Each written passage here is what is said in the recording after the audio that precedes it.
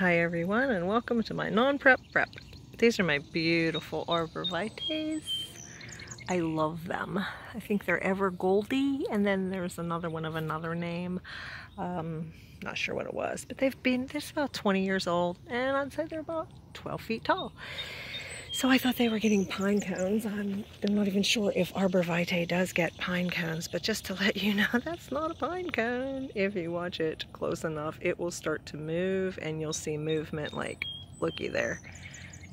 Right? Let me try to focus. Right there.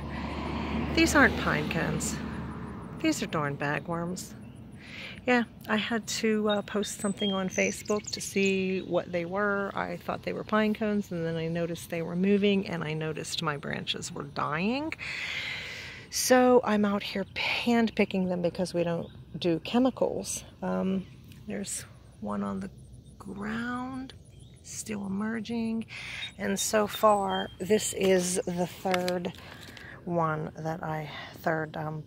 that I've filled up. But had I known this, I would have picked these off in the spring. I actually thought they were pine cones. And I guess this is the litter. I'm hoping that's not eggs. I don't know. But yeah, you got to get all that off of there. And anyway, that's what I'm doing today.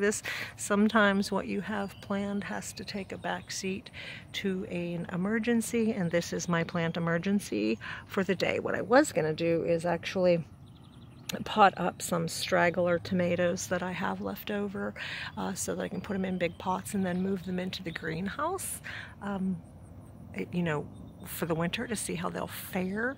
But yeah, this is what takes precedence because I really love my Arborvitaes. All right, everyone, let me know what kind of a little emergency you face. Tiny emergency, not super emergency, that just keeps you from prepping. Be blessed, everyone.